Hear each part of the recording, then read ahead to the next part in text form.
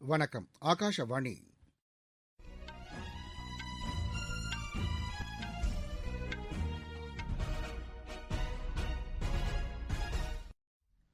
செய்திகள் வாசிப்பவர் ரெங்கநாதன். தலைப்புச் செய்திகள். தலைநகர் புதுதில்லியில் புதிதாக கட்டப்படவுள்ள நாடாளுமன்ற கட்டிடத்திற்கு பிரதமர் திரு நரேந்திர மோடி இன்று அடிக்கல் நாட்டுகிறார். மாநிலங்கள் மற்றும் யூனியன் பிரதேசங்களுக்கு சரக்கு மற்றும் சேவை வரி இழப்பீடாக 6000 கோடி ரூபாயை நிதியமைச்சகம் விடுவித்துள்ளது. விவசாயிகளுக்கான குறைந்தபட்ச ஆதார விலை தொடரும் என்பதில் மத்திய அரசு உறுதியாக இருப்பதாக வேளாண் துறை அமைச்சர் திரு நரேந்திர சிங் தோமர் கூறியுள்ளார். இந்தியா ஆஸ்திரியா நாடுகளிடையே சாலை கட்டமைப்பு துறையில் ஒப்பந்தம் கையெழுத்தானது.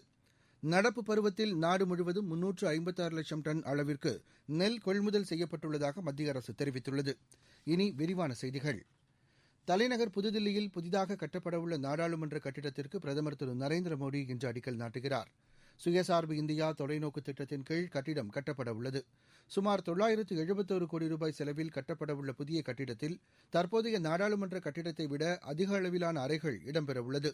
நாட்டின் 75வது சுதந்திர தினம் 2022ஆம் ஆண்டு கொண்டாடப்படவுள்ள நிலையில் அப்போது நாடாளுமன்ற இரு அவைகளின் நடவடிக்கைகளும் புதிய கட்டிடத்தில் நடைபெறும் என்று தெரிவிக்கப்பட்டுள்ளது. மகாகவி சுப்பிரமணிய பாரதியாரின் 138வது பிறந்த தினத்தை ஒட்டி சர்வதேச பாரதி திருவிழாவை நாளை மாலை காணொலி காட்சி வாயிலாக பிரதமர் திரு நரேந்திர மோடி தொடங்கி வைத்து உரையாற்றுகிறார். இந்நிகழ்ச்சியில் தேசிய மற்றும் சர்வதேச கவிஞர்கள், கலைஞர்கள் ஆகியோர் கலந்து கொள்ள உள்ளனர். வானவில் கலாச்சார மையம் இந்நிகழ்ச்சிக்கு ஏற்பாடு செய்துள்ளது. நாடு முழுவதும் பொது வைஃபை இணையதள சேவை வழங்கும் திட்டத்தின் மூலம் எளிதாக வர்த்தகம் செய்ய முடியும் என்று பிரதமர் திரு நரேந்திர மோடி கூறியுள்ளார். இதுகுறித்து அவர் வெளியிட்டுள்ள டுவிட்டர் பதிவில் இத்திட்டத்தின் மூலம் சிறு வணிகர்களுக்கும் வைஃபை இணையதள சேவை கிடைக்கும் என்று குறிப்பிட்டுள்ளார். தடையில்லா இணையதள சேவை இளைஞர்களுக்கு கிடைப்பது உறுதி செய்யப்படும் என்றும் இதன் மூலம் வருவாய் பெருகும் என்றும் அவர் கூறியுள்ளார். டிஜிட்டல் இந்தியா இயக்கத்திற்கு இது வலு சேர்க்கும் என்றும் பிரதமர் குறிப்பிட்டுள்ளார். மாநிலங்கள் மற்றும் யூனியன் பிரதேசங்களுக்கு சரக்கு மற்றும் சேவை வரி இழப்பீடாக 6000 கோடி ரூபாயை நிதியமைச்சகம் விடுவித்துள்ளது. 6வது தவணையாக விடுவிக்கப்பட்டுள்ள இந்த நிதியில் 23 மாநிலங்கள் மற்றும் 3 யூனியன் பிரதேசங்களுக்கு 5516 கோடி ரூபாய் அளிக்கப்பட்டுள்ளது. சிறப்பு கடன் மூலம் இழப்பீடு தொகை வழங்குவதற்கு 36000 கோடி ரூபாய் அளவிற்கு மத்திய அரசு கடன் வாங்கியுள்ளதாக நிதியமைச்சகம் கூறியுள்ளது. மத்திய கல்வித்துறை அமைச்சர் திரு ரமேஷ் பொக்ரியால் நிஷங்க் காணொலி காட்சி வாயிலாக ஐக்கிய அரபு அமீரக கல்வித்துறை அமைச்சர் திரு ஹுசைன் பின் இப்ராஹிம் அல் ஹமாதியுடன் உரையாடினார். அப்போது பேசிய திரு ரமேஷ் பொக்ரியால் கல்வித்துறைக்கான ஒத்துழைப்பை மேலும் வலுப்படுத்தும் வகையில் இரு நாடுகளும் இணைந்து செயல்படுவதாக கூறினார். பின்னர் பேசிய ஐக்கிய அரபு அமீரக கல்வித்துறை அமைச்சர் இந்தியாவின் தேசிய கல்விக் கொள்கையை பாராட்டினார். மாணவர்களின் ஒட்டுமொத்த வளர்ச்சியை கருத்தில் கொண்டு இக்கொள்கை வகுக்கப்பட்டுள்ளதாக தெரிவித்தார். புதிய வேளாண் சட்டங்கள் தொடர்பாக எதிர்க்கட்சித் தலைவர்களை கொண்ட குழுவினர் குடியரசுத் தலைவர் திரு ராம்நாத் கோவிந்தை சந்தித்து எடுத்துரைத்தனர். அப்போது புதிய வேளாண் சட்டங்களில் உள்ள குறைபாடுகளை சுட்டிக்காட்டி அதனை திரும்பப் பெற வேண்டும் என்று அவர்கள் கோரிக்கை விடுத்தனர். குடியரசுத் தலைவரை சந்தித்த இக்குழுவில் தேசியவாத காங்கிரஸ் கட்சித் தலைவர் திரு சரத்பவார், காங்கிரஸ் தலைவர்களில் ஒருவரான திரு ராகுல்காந்தி, இந்திய கம்யூனிஸ்ட் கட்சி சார்பில் திரு டி ராஜா, மார்க்சிஸ்ட் கம்யூனிஸ்ட் கட்சி திரு சீதாராம் யெச்சூரி, திமுக சார்பில் திரு TKS இளங்கோவன் ஆகியோர் இடம்பெற்றிருந்தனர். நாட்டிலுள்ள வெளிநாட்டு தூதர்களை கொண்ட குழுவினர் ஹைதராபாத்தில் சுற்றுப்பயணம் மேற்கொண்டனர். இக்குழுவினர் அங்குள்ள பயோடெக் நிறுவனத்திற்கு சென்று கோவிட்-19 தடுப்பூசி மருந்து உற்பத்தி மற்றும் அதற்கான வசதிகள் குறித்து அறிந்தனர். கோவிட்-19 தடுப்பூசி உற்பத்தி முயற்சியில் இந்தியாவின் பங்களிப்பு, தற்போது நடைபெற்று வரும் ஆய்வு குறித்து வெளிநாட்டு குழுவினருக்கு எடுத்துரைக்கப்பட்டது. வெளிநாட்டு குழுவினரின் இந்த பயணத்திற்கு வெளியுறவு அமைச்சகம் ஏற்பாடு செய்திருந்தது. இந்தியா ஆஸ்திரியா நாடுகளிடையே சாலை கட்டமைப்பு துறையில் ஒப்பந்தம் கையெழுத்தானது. சாலை போக்குவரத்து, மேலாண்மை மற்றும் நிர்வாகம், சாலை பாதுகாப்பு உள்ளிட்டவற்றில் இரு நாடுகளுக்கு இடையேயான ஒத்துழைப்பை வலுப்படுத்தும் வகையில் ஒப்பந்தம் மேற்கொள்ளப்பட்டது. இந்தியாவின் சார்பில் சாலை போக்குவரத்து மற்றும் நெடுஞ்சாலைத்துறை அமைச்சக கூடுதல் செயலாளர் திரு KC குப்தா, ஆஸ்திரிய நாட்டு தூதர் திரு பிரிகிட்டே ஒபிங்கர் வால்ட்சோஃபர் ஆகியோர் ஒப்பந்தத்தில் கையெழுத்திட்டனர். நீங்கள் கேட்டுக்கொண்டிருப்பது ஆகாஷவாணியின் செய்தி அறிக்கை. கோவிட்-19 எதிரான போரில் நமக்கான 3 கவசங்கள். முகக்கவசம் அணிவோம், தனிநபர் இடைவெளியை கடைபிடிப்போம், கை மற்றும் முக சுத்தம் பராமரிப்போம். விவசாயிகளுக்கான குறைந்தபட்ச ஆதார விலை தொடரும் என்பதில் மத்திய அரசு உறுதியாக இருப்பதாக வேளாண் துறை அமைச்சர் திரு நரேந்திர சிங் தோமர் கூறியுள்ளார். இதுகுறித்து அவர் வெளியிட்டுள்ள டுவிட்டர் பதிவில் எந்தவொரு காரணத்திற்காகவும் எவரும் விவசாயிகளின் நிலத்தை பறிக்க முடியாது என்று குறிப்பிட்டுள்ளார். வேளாண் விளைபொருட்களை கொள்முதல் செய்வோர் விவசாயிகளின் நிலங்களை மாற்றியமைக்க முடியாது என்றும் அவர் தெரிவித்துள்ளார். ஒப்பந்ததாரர்கள் முழு தொகையை செலுத்தாமல் ஒப்பந்தத்தை ரத்து செய்ய முடியாது என்றும் அவர் கூறியுள்ளார். பயிர்களை விளைவிக்கும் முன்பாகவே விவசாயிகள் விலையை நிர்ணயிக்க முடியும் என்றும் தெரிவித்துள்ளார். விளைபொருட்களை கொள்முதல் செய்வோர் உரிய நேரத்தில் அதற்கான விலையை செலுத்த வேண்டும் என்றும், இல்லையெனில் சட்டப்பூர்வ நடவடிக்கைகளை அவர்கள் எதிர்கொள்ள நேரிடும் என்றும் அமைச்சர் திரு நரேந்திர சிங் தோமர் குறிப்பிட்டுள்ளார். இந்தியா உஸ்பெகிஸ்தான் இடையே காணொலி காட்சி வாயிலான மாநாடு நாளை நடைபெறவுள்ளது. பிரதமர் திரு நரேந்திர மோடி, உஸ்பெகிஸ்தான் அதிபர் திரு ஷவுகத் மிர்சியோயவ் ஆகியோர் இதில் பங்கேற்கின்றனர். கோவிட் பாதிப்புக்கு பிறகு இரு நாடுகளுக்கு இடையேயான ஒத்துழைப்பை வலுப்படுத்துவது உள்ளிட்ட பல்வேறு விவகாரங்கள் குறித்து இந்த மாநாட்டில் விவாதிக்கப்பட உள்ளது.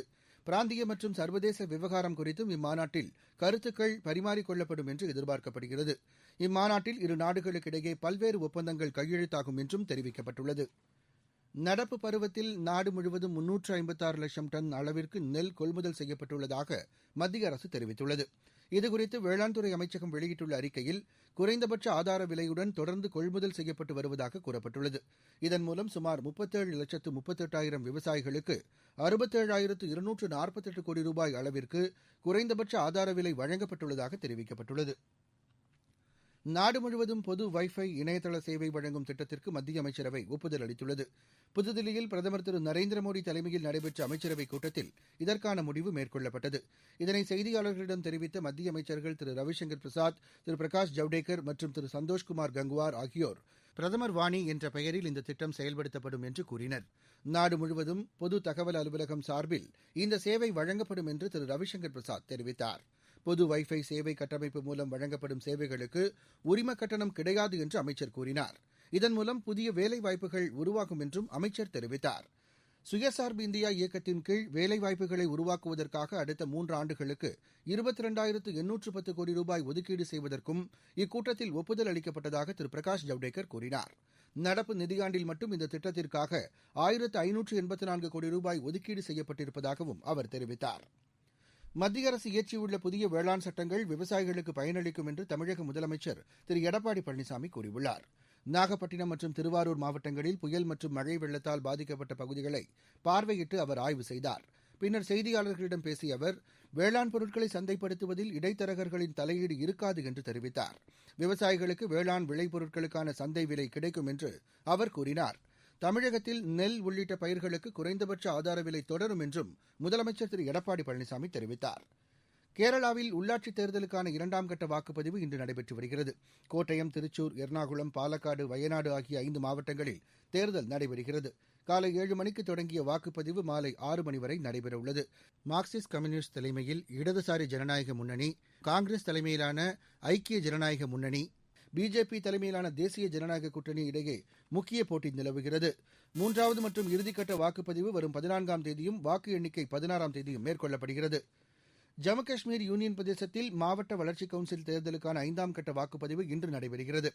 காலை 7 மணிக்கு தொடங்கிய இந்த வாக்குப்பதிவு பிற்பகல் 2 மணிக்கு நிறைவடைகிறது. காஷ்மீர் பகுதியில் 17 தொகுதிகளிலும், ஜம்மு பகுதியில் 20 தொகுதிகளிலும் வாக்குப்பதிவு நடைபெறுகிறது. மொத்தம் 299 வேட்பாளர்கள் களத்தில் உள்ளனர். எய்ம்ஸ் மருத்துவக் கழகத்தில் ஒருங்கிணைந்த மருத்துவத்துறையை அமைப்பதற்கான முடிவு எடுக்கப்பட்டுள்ளது. ஆயுஷ் அமைச்சகத்தின் செயலர், ஆயுஷ் சிறப்பு மருத்துவர் திரு ராஜேஷ் கோச்சா, எய்ம்ஸ் கழகத்தின் இயக்குநர் டாக்டர் ரன்தீப் குலேரியா ஆகியோர் இணைந்து இது தொடர்பாக நடத்திய ஆய்வுக்கு பிறகு இம்முடிவு எடுக்கப்பட்டுள்ளது. ஐஎஸ்எல் கால்பந்து போட்டியில் ஈஸ்ட் பெங்கால் அணி இன்று ஜாம்ஷெட்பூர் அணியை எதிர்கொள்கிறது. நேற்று நடைபெற்ற ஆட்டத்தில் மும்பை அணி 2-1 என்ற கோல் கணக்கில் சென்னை அணியை வென்றது. ஐக்கிய அரபு எமிரேட்ஸில் நடைபெற்று வரும் சர்வதேச மகளிர் டென்னிஸ் போட்டியில் இந்தியாவின் அங்கிதா ரெய்னா, ஜார்ஜியாவின் கீகா டெரினே இணை மகளிர் இரட்டையர் பிரிவு காலிறுதியில் இன்று பெல்ஜியத்தின் கிறிஸ்டன், ஸ்லோவேனியாவின் ஆண்ட்ரெஜா இணையை எதிர்கொள்கிறது. மீண்டும் தலைப்புச் செய்திகள். தலைநகர் புதுதில்லியில் புதிதாக கட்டப்படவுள்ள நாடாளுமன்ற கட்டிடத்திற்கு பிரதமர் திரு நரேந்திர மோடி இன்று அடிக்கல் நாட்டுகிறார். மாநிலங்கள் மற்றும் யூனியன் பிரதேசங்களுக்கு சரக்கு மற்றும் சேவை வரி இழப்பீடாக 6,000 கோடி ரூபாயை நிதியமைச்சகம் விடுவித்துள்ளது. விவசாயிகளுக்கான குறைந்தபட்ச ஆதார விலை தொடரும் என்பதில் மத்திய அரசு உறுதியாக இருப்பதாக வேளாண் துறை அமைச்சர் திரு நரேந்திர சிங் தோமர் கூறியுள்ளார். இந்தியா, ஆஸ்திரியா நாடுகளிடையே சாலை கட்டமைப்பு துறையில் ஒப்பந்தம் கையெழுத்தானது. நடப்பு பருவத்தில் நாடு முழுவதும் 356 லட்சம் டன் அளவிற்கு நெல் கொள்முதல் செய்யப்பட்டுள்ளதாக மத்திய அரசு தெரிவித்துள்ளது. இத்துடன் இந்த செய்தி அறிக்கை நிறைவடைந்தது.